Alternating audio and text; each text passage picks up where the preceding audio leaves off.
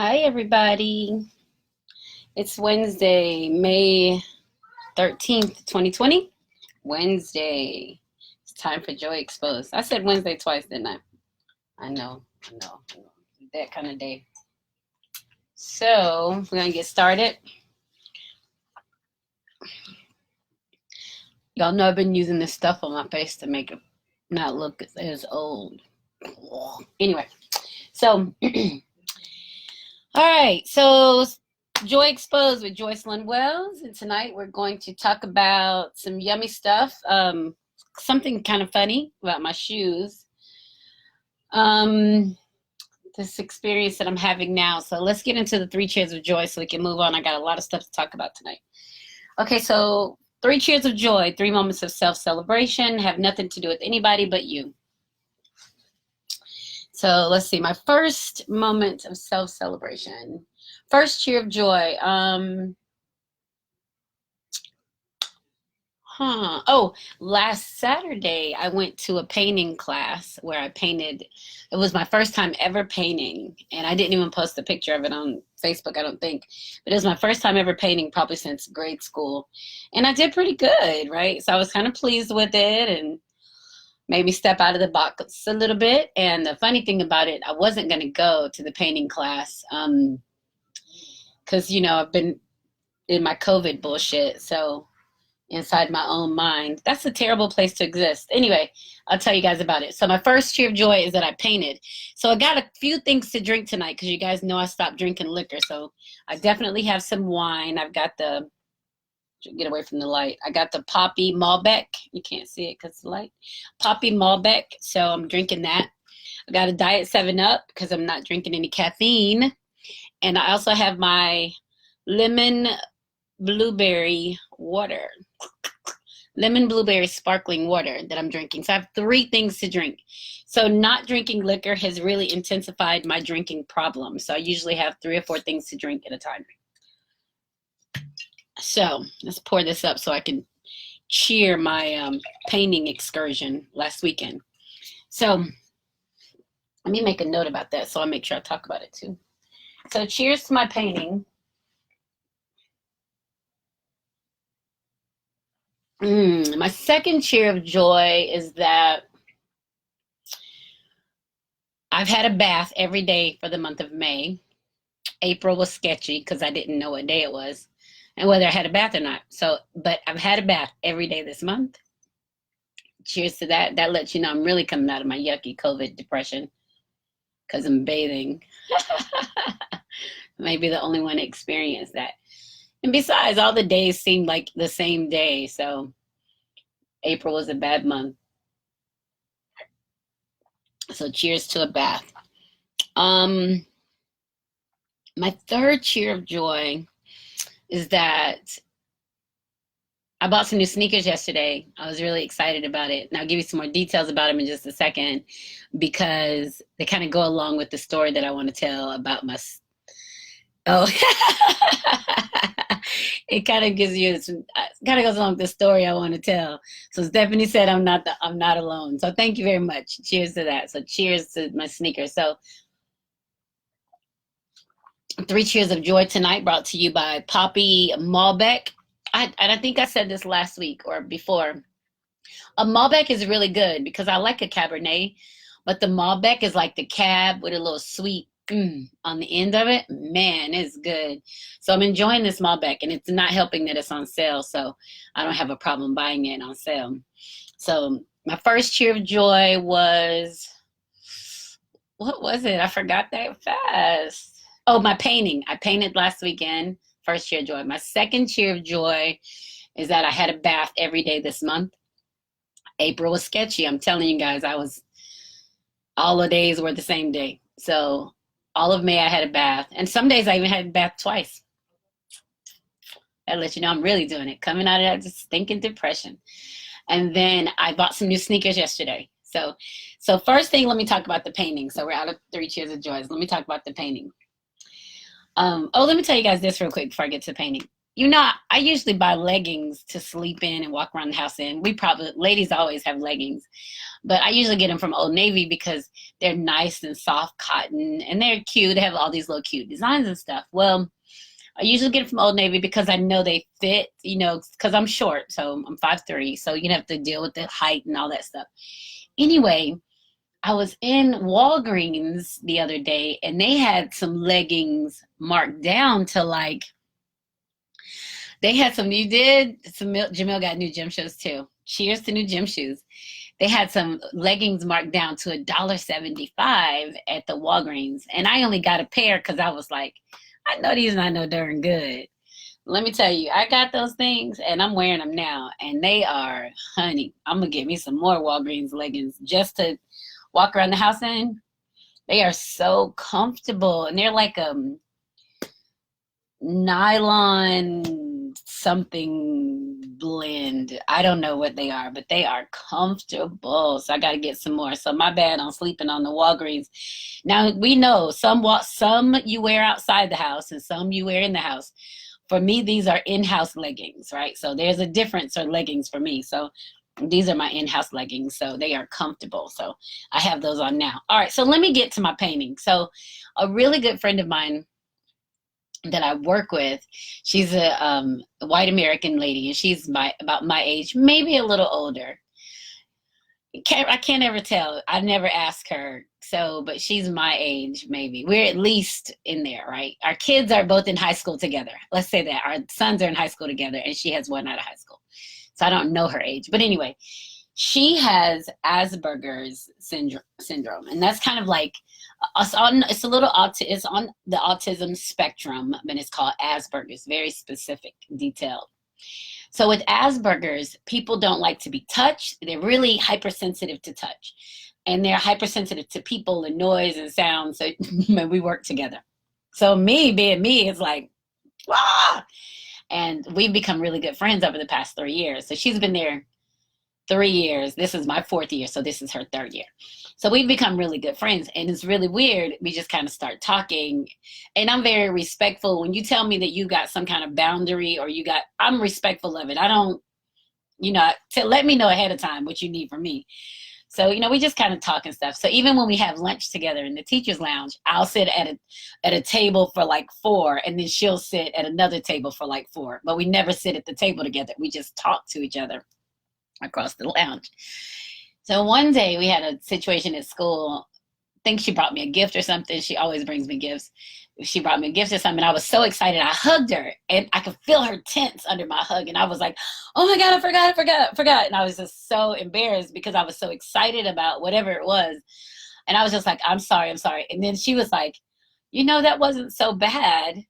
I'm okay. So she didn't like panic or anything. She's like, I'm okay. So she invited me last week to a paint and sip at her house doing the social distancing. So she's having a paint and sip. She's got the canvas, the paints, the whole shebang, the video to tell you how to do it, all that.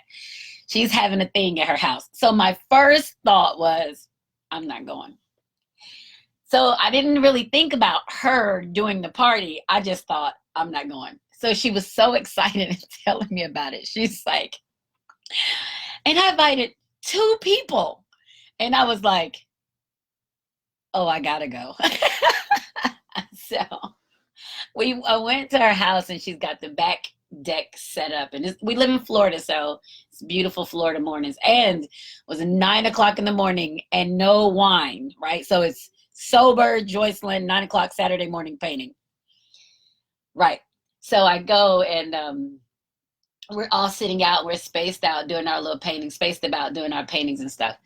And I really had a very good time. And me and one of the other lady showed up. So it was just the 3 of us out there. And we did this whole little painting. And it lasted until about 11:30. And then I think we left about noon, and then, had some other stuff to do. But my painting is a beach scene, and I'll post it. But my painting is of a beach scene, and it's got like the water, the waves, and the blue sky with designs in it, the sand and stuff.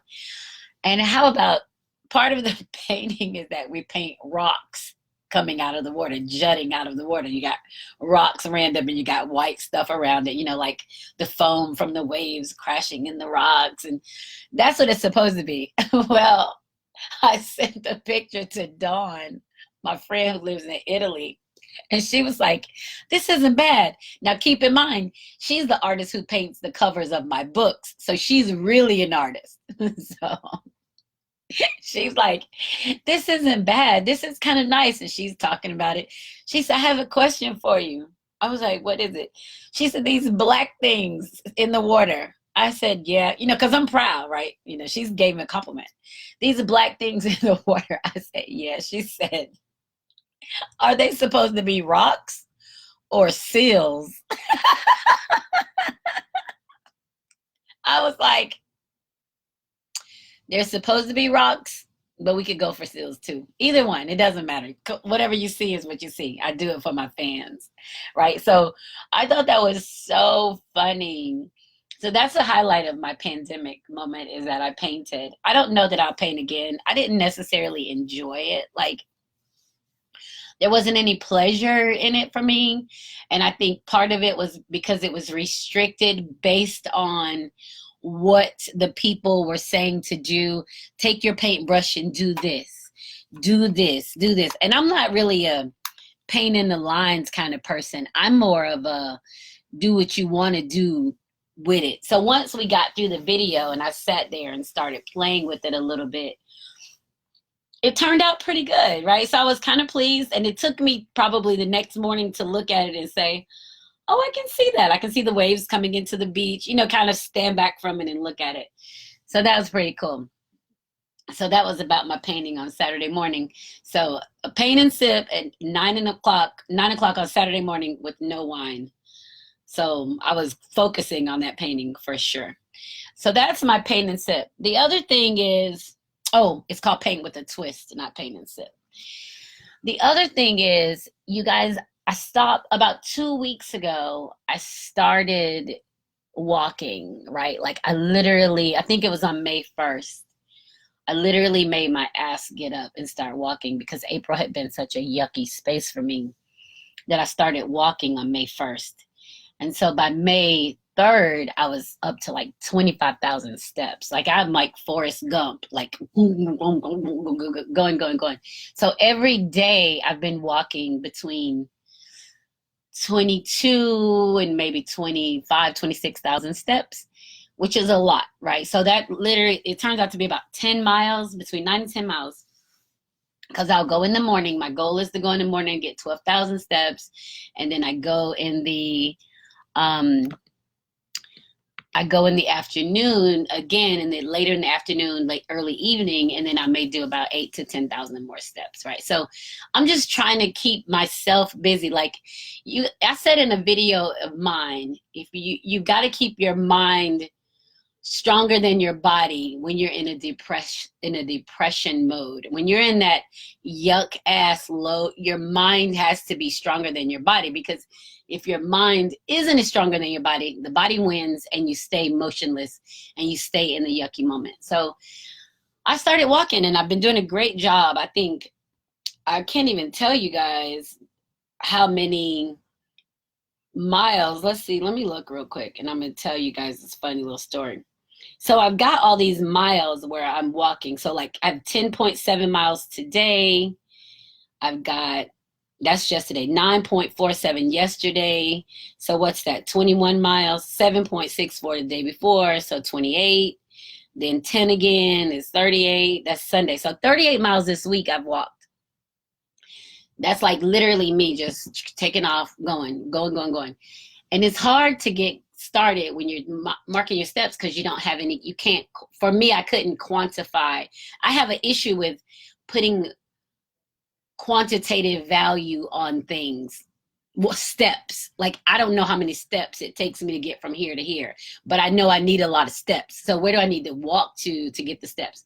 And I can tell you guys about that in a second. But anyway, so I've literally been walking. Well, my feet have been feeling like shit. My knee, oh my God, the first week My knee felt so bad. I was rubbing like CBD oil on it. I was taking ibuprofen. And all it is the muscles waking up like, bitch, you tripping. Like, your body have to be like, I feel you. I know you working me out, but you got to let me catch up with you. Because I was ahead of my knee at the time. So now my knee, week and a half, 2 weeks later, my knee is now ready. My knee is with me, but I needed to give it time to catch up with me. Anyway, so I've been nursing myself. I have been icing my feet. So I'm sitting up with ice packs on both feet. I got an ice pack on my knee, but that's my determination. Like, I can't let the pain stop me from moving. I got to keep going. I got to keep going. So I was telling Faceless Love, I was like, man, my feet hurt so bad. I was like, I think this might have been Monday night. I was like, I think I need me some new shoes. He was like, well, how long have you had those? I said, these are the gray Adidas I got about a year ago. I said, but I put a lot of miles on them between then and especially now. I've really gone into overdrive. I said, I feel like I need some shoes. He was like, you think so? He was like, we talked about the Adidas and the cushion insoles and all that. Adidas is a really good shoe, and I've worn Nike before. We had a whole conversation. Anyway, yesterday I was walking, and Faceless Low and I were on the phone together. Sometimes we walk and we stay on the phone the whole time. Like, we might be on the phone for 2 hours, 2.5 hours. We'll go walk, we'll come in, get something to eat. We just talking the whole time, right? So I tell him, hi, Kim.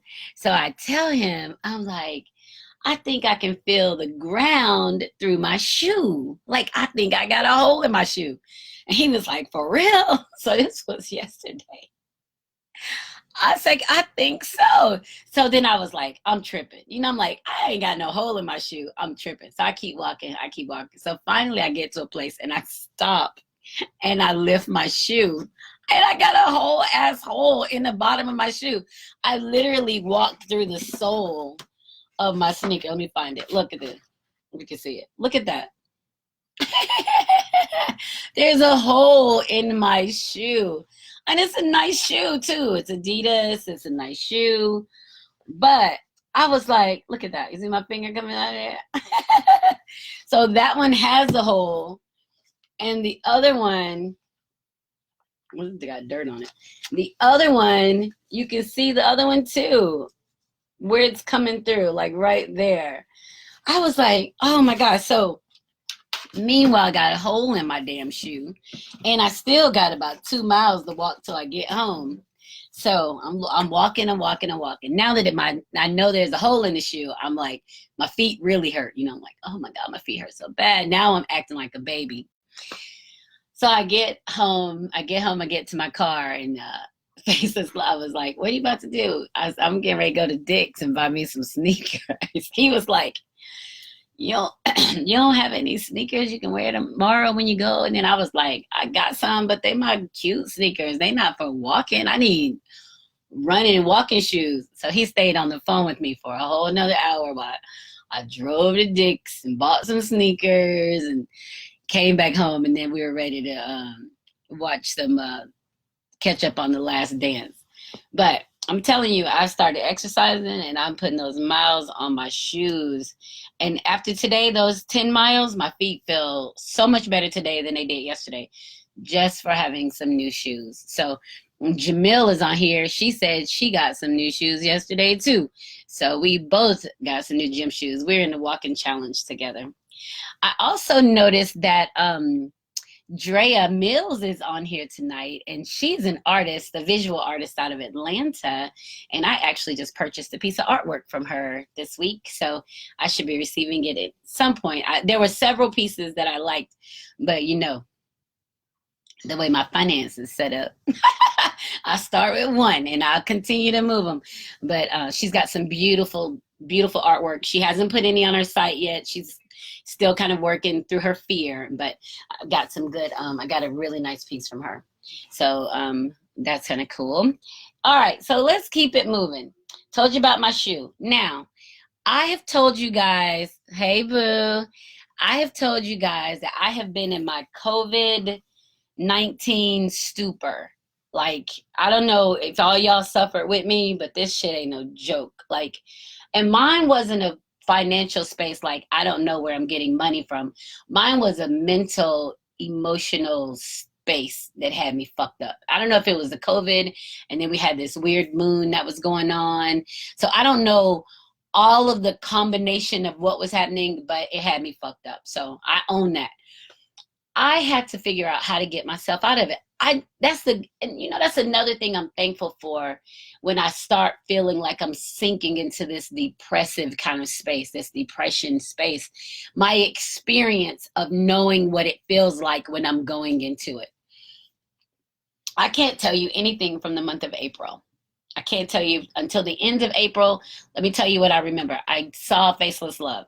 That's what I remember from April. The whole month of April was a freaking wash. Like I just slept and drank too much liquor and watched TV and like nothing. And all my days were the same day. And that's how I had to start marking on my calendar. Put an X if you took a bath today. Because I was looking at it like, when was my last bath? Was that today or was that yesterday? Or was it the day before? Like, it was that bad that I was really just in this yucky ass space. So I call it my COVID-19 stupor. Well, I am coming out of it. The flip side of coming out of it is that now I'm restless. I'm coming out of it and I need some shit to do. I'm like, right? I feel like I need to do something. I feel like I'm being suffocated. I feel like I need to get out. I need to run. I need to travel. I need something to remind me that I'm alive, probably other than my darn feet hurting.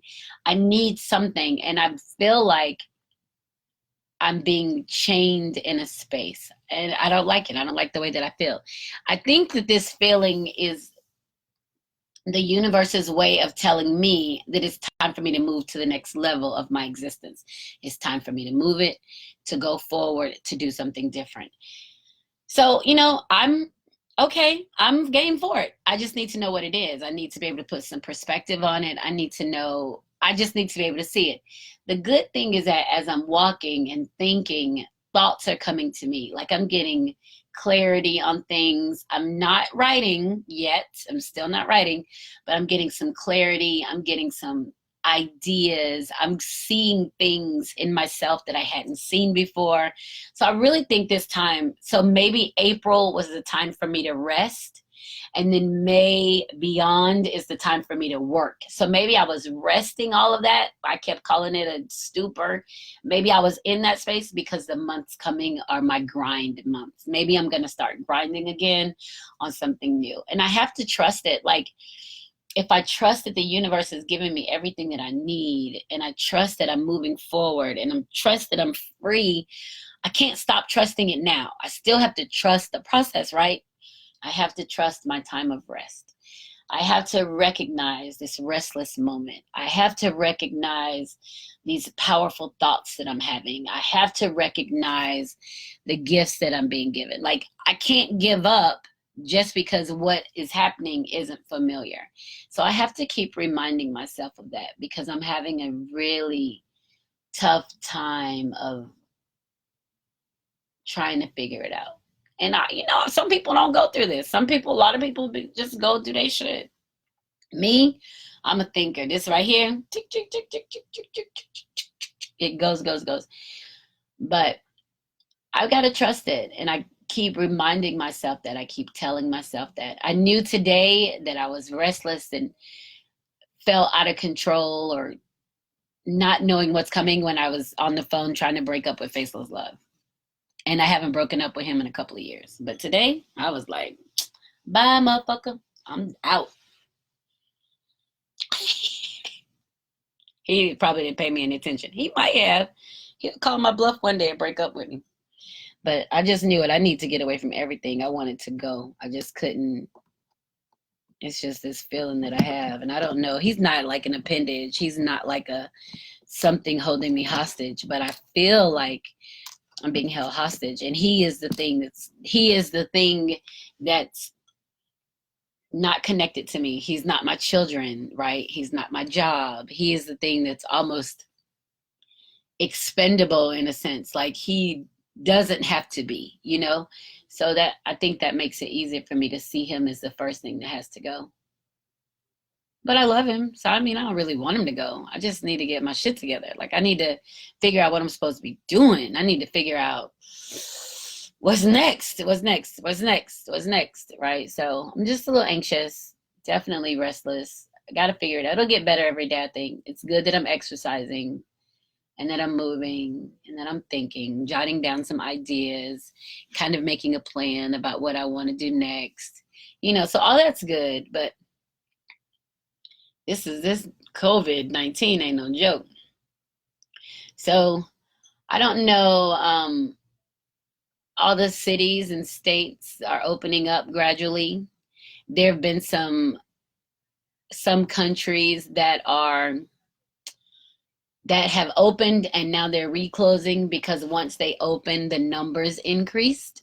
So they start closing them back down. Lebanon is the one I remember right off. So we just really don't know what's happening with the COVID. We don't know. We just have to be careful and we got to take care of ourselves. And the funny thing is, like, because we're here in the United States and we're a democracy, nobody can really tell us to stay in the house. Shit, we do what we want to do. Free country, baby. That's what we always say. Free country, you violate my rights. I can do what I want to do. So it's a lot of risk takers out there. I think there are several cases affecting the White House right now. The White House staff, Pence's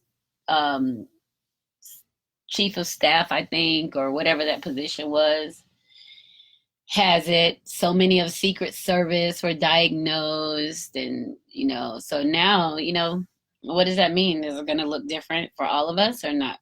Are we all, we still going to keep taking care of ourselves, wearing our mask, not touching our eyes and our hands, and our eyes and our mouths, our soft, moist places. We talked about that.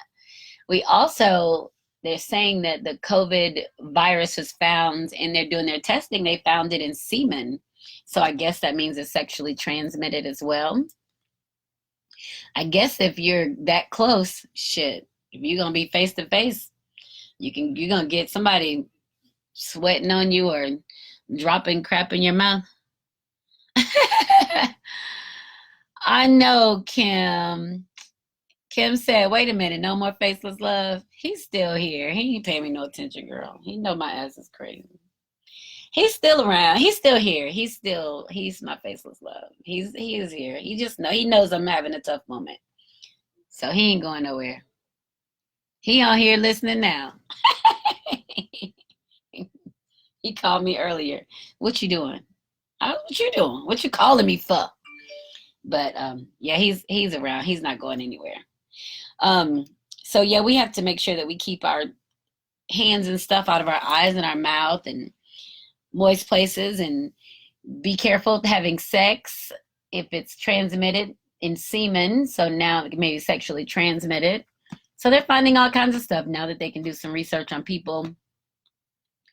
And we're just going to have to wait and see. The CDC has not lifted their guidelines on what's what. So as long as the CDC has guidelines, we're all under some kind of order of something, because we have to make sure that we stay safe. That's what the CDC does. It always has. And whether they want to follow the guidelines to the T or loosely, that'll be the first thing somebody says is, what did the CDC say? What were you doing and what did the CDC say? Hey, Jeep.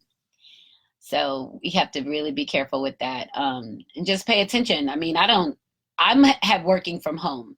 That's driving me insane. A lot of people are going back to work. They're opening up the counties, their cities and offices and stuff, and some of the stores. Like I said, I just went to Dick's Sporting Good last night and bought me some sneakers. They're open in there.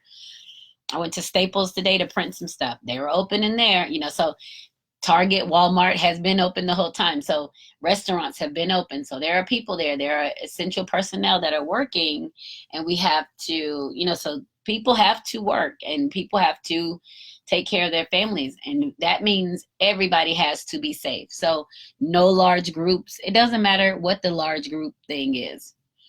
It doesn't matter. I don't have no desire to be around a bunch of people. Because you don't know where people have been. You don't know what they're bringing to you, what risk are you putting yourself, your family. So, none of that. All right, on to the other thing. So what about the young fellow in Brunswick, Georgia? I think his name, I always misspell it. I think it's Ahmaud. Let me look at it. Ahmaud Arbery was shot on camera back in, was that in April? So he was shot in yeah, it may have been March. Oh, February. Jeez. He was shot in February by two men. With one man and the guy's dad was there. And that's a whole mess. I haven't even really been able to go through all of the details because my heart can't take it, right? It just, that kind of stuff doesn't make sense to me just because I'm such a emotional processor of people and information. Like I have a hard time dealing with that. But I'm thinking about that poor child, 25 years old, getting shot down. And then the part that's baffling is that you have these two people that are giving this narrative to their friends in law enforcement and the judicial system, and they're not even arrested. They weren't even arrested until 5 days ago? They were finally arrested when they assigned another prosecutor to the case, right? And it was a whole letter they wrote trying to explain. This was the thing that got me. They wrote a letter talking about what happened and citing law to support the reason why they weren't arrested, the reason why they shot him and it was okay. And their support. And I was thinking, like, this is the shit that pissed me off, because you've got a small town, but probably doesn't have for Black Americans in the small town, probably doesn't have a very high level of education, high level of access to, because it is a small southern town. And you've got someone writing the narrative on what it's supposed to look like and explaining to them why it was okay that they shot this child. And that's the thing that happens so much in this country, is that people, I won't even say Black Americans, people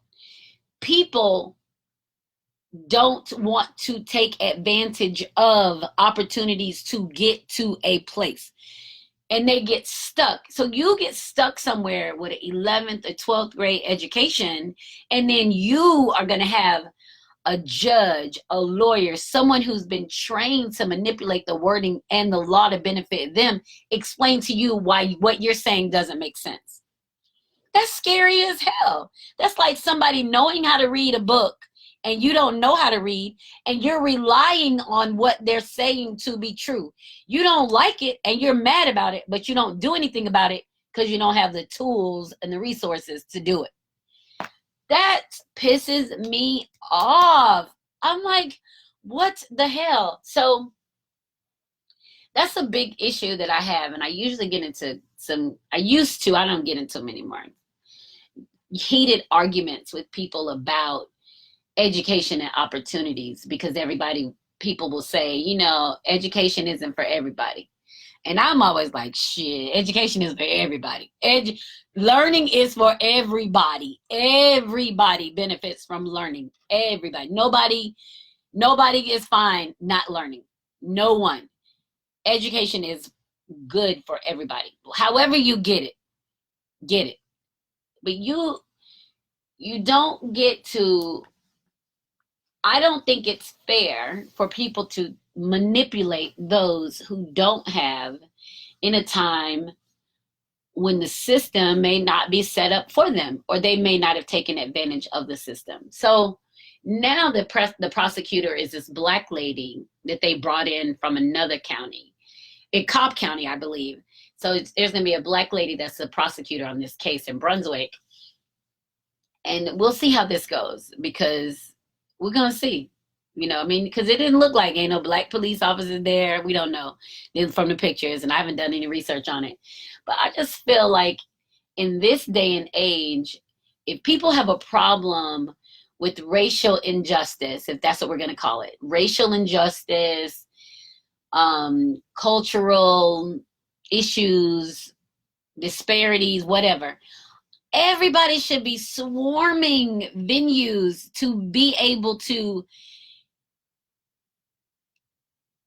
change the narrative on what the fuck is happening. Like, there should be a black teacher in every classroom, police black, judges black, anybody that's going to affect change, that can affect change in the way that people think, should be in a position to affect change. Like, I just feel like I want to, that's probably the only reason why I'm in a classroom, is that I look at how many people can I change? How many people can I touch for my life, for my work span? How many people can I touch? And I'm in the classroom to be able to do that. So that's how I look at that. But that's where I'm comfortable. I'm in that space in the classroom. But I also had to step back and think, I wonder how many of these children of the white supremacist have I taught in my time that I'm teaching them in the classroom and showing them unconditional love, and then they're going home and somebody's telling them how they should fucking hate me. And we can't think about being in the classroom with all these kids. You can't think about whether this kid likes you or not. Your goal is to teach them, one, to treat them like people, two, regardless of their culture. It doesn't matter, regardless of their culture. But I just wonder, like, how many of them go home and their people are talking about black bitch this or nigga this or this. How many of the kids that I've had access to are getting that duplicitous kind of training and thoughts, getting something from me and then getting something different from home? Because you can't tell me that boy, the white boy who shot and killed Arbery, Ahmaud, he wasn't but 26. You can't tell me he went all the way through school without a single black teacher. I don't care where he lived. There had to be at least one. There's got to be one black teacher that he had. One black something that had some influence on him. But whatever the influence, the home life influence is always greater than. And people fail to understand that, because even parents want to say, teachers should do this and teachers should do this. But the teachers can teach all they want in the hour that they have with that kid. If that kid goes home and home is fucked up, guess what? Fucked up wins every time. Fucked up wins every time if it's not being something that's connected to the school. So that's a big deal for me. And I can't quite figure that out, because I'm like, this child, 26 years old. He was 25. Ahmaud was 25. The guy who shot him was 26.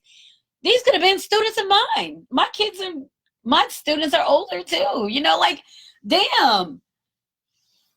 And I'm like, man, how do you sit up in this day and age and spout that trash to people and have that hate? What the fuck is that?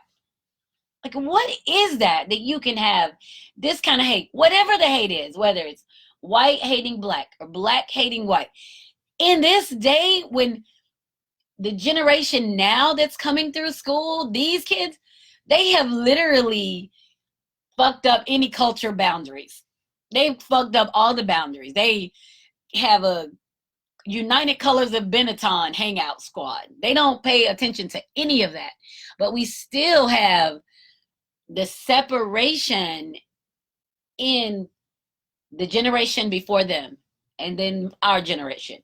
So that shit just really irritates me. The other thing is, people arguing about it on Facebook, and I'm like, what you gonna do about it?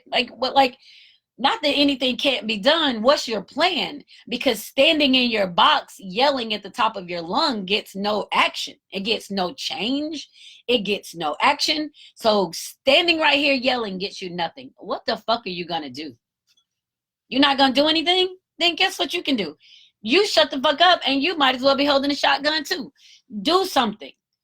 Do something. That's the thing. It's like, how do you know when it's your time to do something? How do you know when it's your time to move a nation? How do we know, right? How do you know it's time for you to move and do something? What if it's time for me to move and do something right now? What did I say earlier? I'm restless. I need to do something. What if it's time for me to move and do something and I don't move? Like, what if my May looked like my April? What if it's almost time for me to take action and I wasn't ready?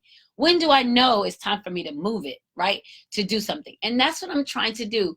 Because as much as I want to engage in conversations, the black and white issues, the Mexican and white, the Mexican and black, all those issues, as much as I look at them, when I walk into that damn classroom and those 15, 20 multicolor skins from all over the globe looking at me, waiting for direction, I can't have any hate in me.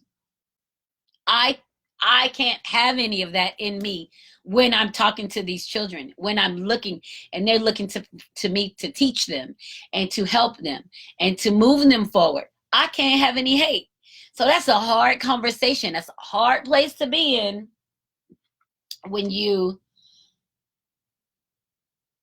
that's a hard place for me to be in, having these heated arguments about race, which is a social construct, or culture, having these arguments and then having to go into a middle school classroom and teach them.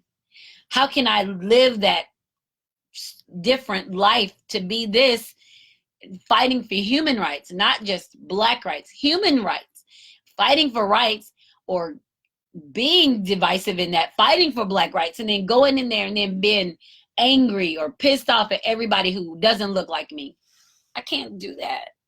It's ineffective and it's damaging and it's hateful and it's racist and it's like, it's all these things. But what do I do? Like, what am I supposed to do? Right? I remember feeling helpless with Trayvon Martin. What do I do? Sandra Bland. What do I do? Like, I don't know. Like, that's my whole thing. I don't know. I'm not interested in politics. Do I go into politics? Do I go to a protest? What do I do? So the thing that I've had to try to figure out is, how can I continue to be, or try to be, my best self and grow, to be my best self and grow and affect as many people as I can in my process of growing. And it's a tough moment, because the anger is the thing that stops you. The anger is the thing that stops you, which explains why a lot of people got stuck trying to move forward. If you go back to civil rights, a lot of people didn't want to move. Not that they didn't want to, they couldn't move. They were afraid to move. They didn't know what was going to happen. What if this happened? What if that? Just get on the other side. This is the same shit I talk about on this all the time. How do you get from out of the muck? What do you do to help somebody? What do you do to help yourself? What the fuck? Like, I literally have to just stop and think about that. Like, how am I supposed to help anybody? What am I supposed to do? Like, and we probably all go through those moments of where we know that we're stuck. We know we're supposed to do something. We just don't know what we're supposed to do. So Kim said that she knows it's hard. All she thinks about is her young black son and his future. Yeah, Kim, you're absolutely right. My son is 17. You're right. I'm with you on that. And that's the other thing. My son is 17 as well, and he's going to go to college. And I've already had him fly halfway around the world by himself. Like, I give him so much independence and freedom because I need for him to be a responsible man. But what if somebody sees him and decides he's just here for my target practice? Like, what the fuck, right? So how do you stop that? What do you do other than to think, okay, I need to get you to a place that you need to be able to move freely and on your own. And that's the only thing that I can do. I can't hold him hostage. He's not here for me. God allowed him to come through me to get here for his purpose, but I can't hold him hostage. I can't stop him from being a man. I need him to be a man. Hell, that's a whole nother conversation. The number of adults that haven't achieved post-adolescent maleness. There are tons of men out there that are fucking stuck in adolescence. I don't want my son to be one of those. I need for my son to be able to be. I need him to be able to make moves, not get caught in the argument about the man. I don't need him to have that. I need him to be in there when the man talking, he know what the fuck they talking about. I need my son to be able to make the moves. I need him to facilitate that change, and I'm not going to hold him to me. And that's scary. And furthermore, she says it goes around and round, but there's no resolution. But Kim, that's the thing. It's got to be a resolution. And we have to figure out what the resolution is. It's got to be something. It's not that it's not anything. We just have to figure out what is it and what's our part of it. What's our part of the resolution, right? I'll tell you guys this. I'm 50 years old. I have 2 men in my life that I absolutely love, and they love me hands down, unconditionally. They love me, and both of them can pull me out of my bullshit. One is my uncle, and one is my faceless love. So, and that took me. Now, I met faceless love when I was younger, and then we started dating as we're older. But that took me how long to come across a man who I'm like, wow. And this is a good damn man. This is what a man does. Like, wow. This is the powerfulness that I thought of when I thought of a man, was what I saw in him. And I've met tons of people. I've met some great men. But this one, and maybe because he seems familiar to what I know in my uncle. My uncle is a strong man. He's, boom, make decisions. He walks fearlessly through anything. He doesn't stop. He doesn't cower. He doesn't ask permission. He does what he's going to do. That's my uncle. Faceless love is the same way. He doesn't wait for somebody to give him a pass to do something. He's going to do what he's going to do. And that to me is it's sexy for one. And two, it's so bold. And because you deal with so many men that are waiting for permission. And they're blaming other people for not being able to. And if I can't go left, I'm going right. And then I'm going to end up where I'm trying to go. Like that kind of movement, that's what I would like. That's the forthrightness I would like for my son to have, that independence, to know that you can't fuck with me. And if the only way you're going to take me down is by shooting me because you're afraid of me, you're scared of me, then do you. But other than that, mentally, you can't touch me. Financially, you can't touch me. Physically, you can't touch me. So you better do something that's going to stop me in my tracks. That's what I want for my son. And that's how I feel about even me being a woman. Hands down, first of all, I don't compete with people. Second of all, you can't intimidate me because you got your privilege, or I don't care about that shit. Guess what? I'm American too. I'm a free Black woman. And what? We can go toe to toe on whatever conversation you want.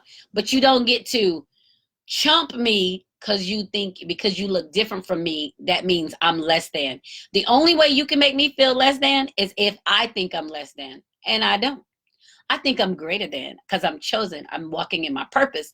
So that already gives me a pass on I think I'm the shit. Because this God put me here. God put me in this place. He gave me a thumbs up, baby. You doing that thing.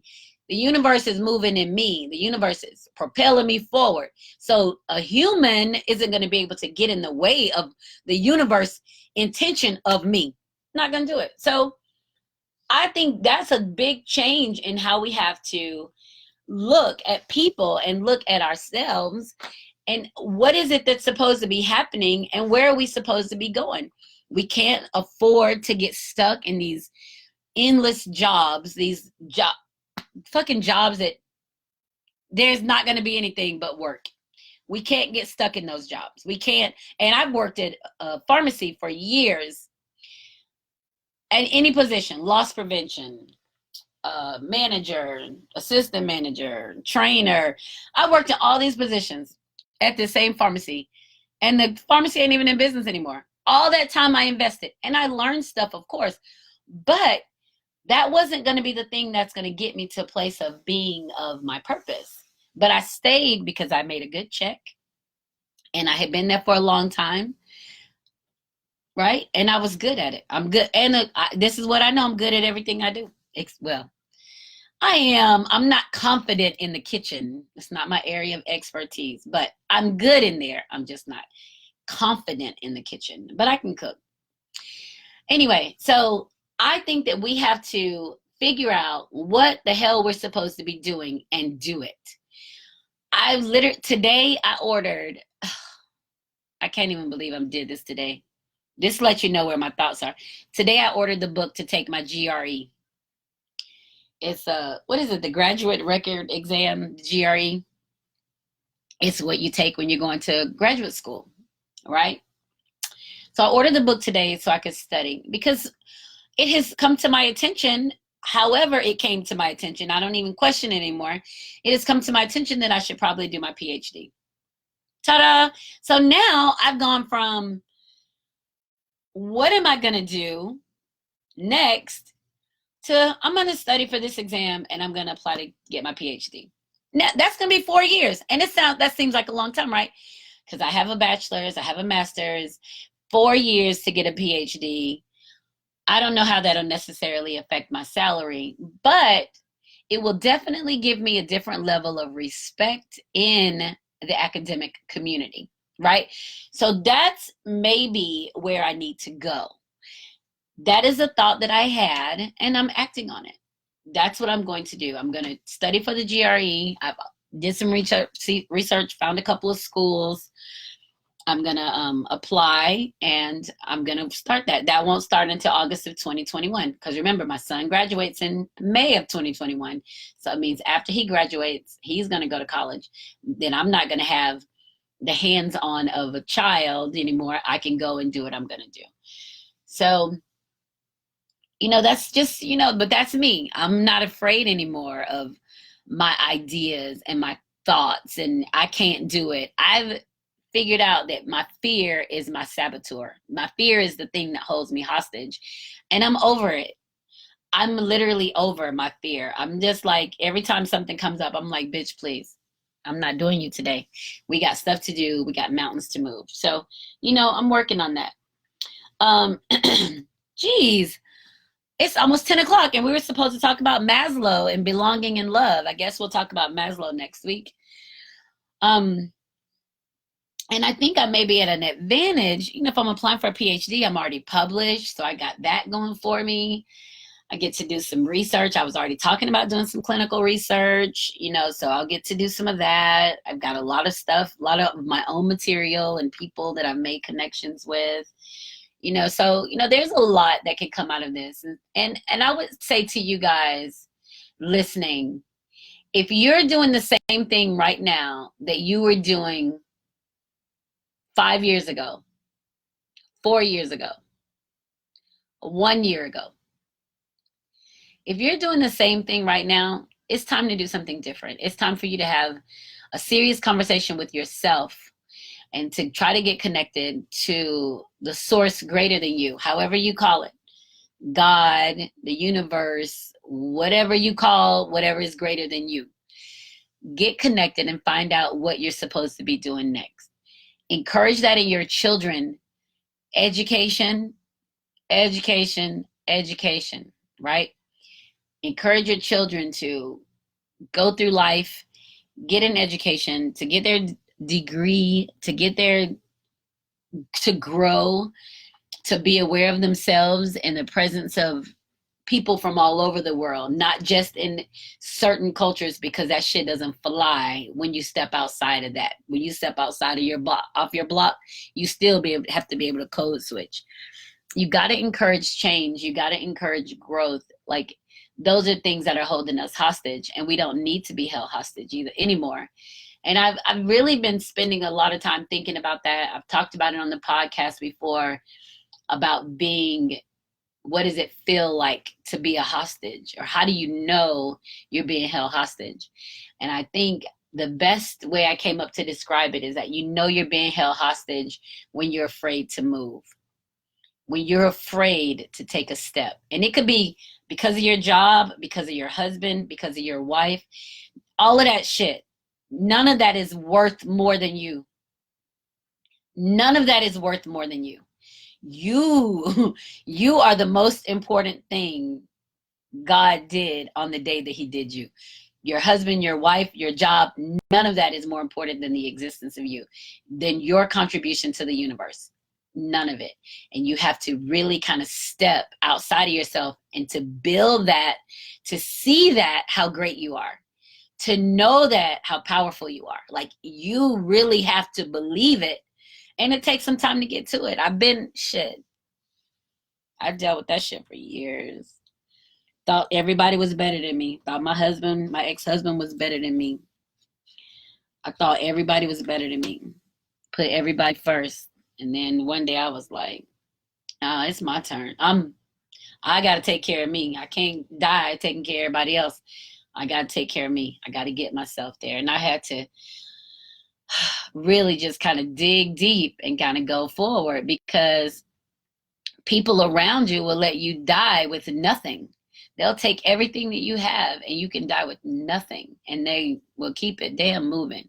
They will keep it moving. I'm glad I talked about this tonight. It's helped me kind of talk through my yuck, right? It kind of helped me. And then saying out loud that I'm thinking about getting my PhD, or that I'm taking the test, that I'm applying. That's a big deal to say it out loud. When you say it out loud, that shit becomes real. I've got Happiness Begins with I. That's the book I've started. I haven't finished it. I'll probably finish it soon. I've been thinking about it. And then I started another one called Realizing Joy. I believe that's what I said I was going to call it, Realizing Joy. And I started out with that one about the dichotomy of my Black self. So talking about me as a Black person and my two things that I had to deal with. Being a Black person, like not being raised as a Black person. But I wasn't raised as a white person either now. I was just raised as a person, but then choosing an academic setting that was predominantly Black and having just kind of that back and forth. So, I'm thinking, I'm still processing. You got to process through all that muck that you've been in your life and get to a calm place with it. So I'm working through all of that. And I like that. I'm pleased tonight that I sat here and spoke with you guys, because it's really helped me just to kind of move some stuff around. The PhD isn't far-fetched. I'm 50. That means I'll be 55 when I finish. That's not bad, especially considering I'm going to be 55 anyway. So I'm going to turn 55 anyway. I might as well work hard for it in the interim, right? I might as well put forth some effort to it and make some changes and see what I can do to affect change in people, to affect change in women and men and people of color, and just to know that, I don't want to just sit up and think I should have done something. I want to do something. So I'm going to work through that. But anyway, it's 10 o'clock. And, don't forget, any of my podcasts you can watch on YouTube, you can listen to on Spotify, SoundCloud, iHeartRadio, Google Play, iTunes, Pandora, something else I always forget. It's 7 of them, but I always forget it. Yeah, I forgot it.